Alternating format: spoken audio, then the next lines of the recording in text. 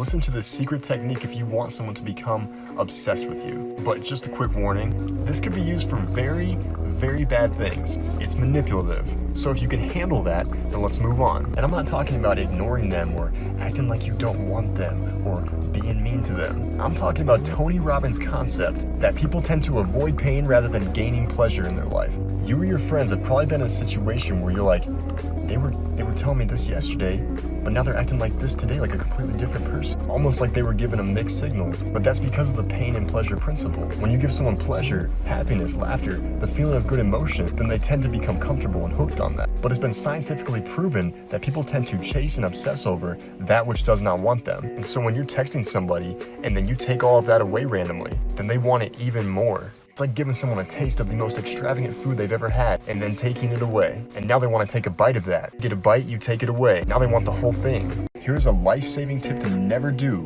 on any of your dates. It revolves around seeking their validation. Usually this happens in two ways. The first is the type of person that tends to be overly nice, complimenting too much, or bringing gifts like flowers on the first date. All this looks like is a bribe to get them to like you. Oh, I'll give you this compliment, so hopefully you like me. The second type of validation-seeking behavior is almost like the opposite. It's the person that tries to show off too much. Literally, there are guys that drive nice cars who will go on a date with a girl and take his car keys out and put them on the table so she notices. That is fucking embarrassing. It is way hotter for a woman to find out herself. If you have a nice house, a nice car, and you don't talk about it at all, and you let her see for herself, then what do you become to her? You become a curiosity, a mystery, and that is what makes you attractive. Confidence should not stem from external things, and if you try to show off, then it just looks like you are overcompensating for something. This one psychology hack will have people chase you, more invested into you, and it's one simple body language trick. But just a warning, this can be used for manipulation, so if you can handle that, then let's move on. In the pickup world, there is this concept known as the push-pull, where you pull them in with compliments and making them believe that you like them, and then immediately push them away. This is also known as mixed signal, which makes people obsess over you. In this trick, you will be simply pushing and pulling with your body. Let's say the scenario is that you're having a conversation with somebody, and when they tell you something more personal, you lean back.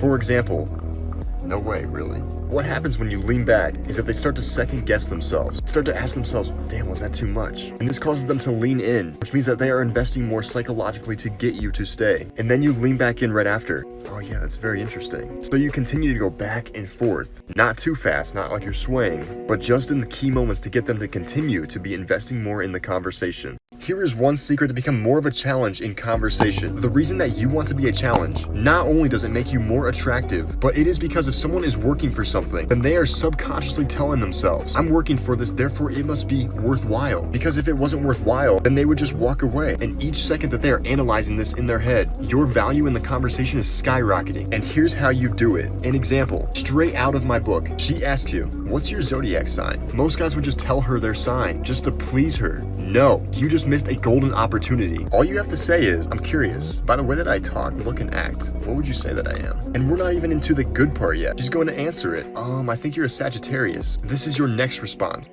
Oh my God, no. She's gonna laugh and probably hit your arm. But you're doing a concept called the push-pull. You made her think that she was right only to take it away. And at this point, she really wants to know, which makes you more valuable because people are hardwired to value what they have to work for. 3 sneaky psychological tricks that you must know. The first one is the use of one word. The word because. In Robert Cialdini's book, he talked about a study with printers. Those aligned to use the printing machine. Somebody would come up in line and ask, can I cut you?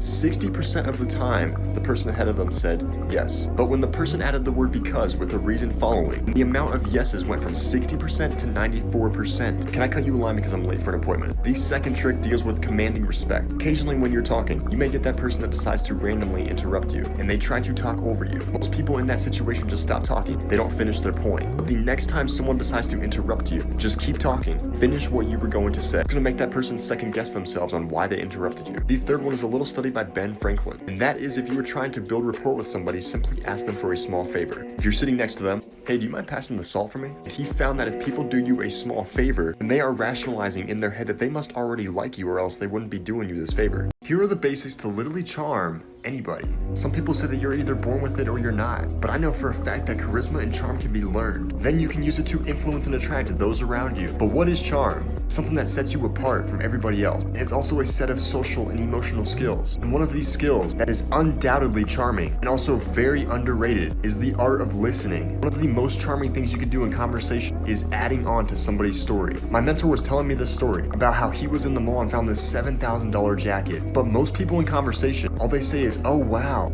or "That's cool." But all that does is stop the flow of the conversation. Instead, you want to insert comments or add on to the story. When he was telling me about this jacket, the comments that I inserted were like, "Yeah, and you totally caved and bought it, didn't you? I know you." A lot of the time, the art of charm is putting that person in the spotlight. One of the most powerful techniques to look charming in conversation is the phrase "yeah and," because this makes them say, "Oh wow, like they actually like this story." It makes them feel important and connects you two together.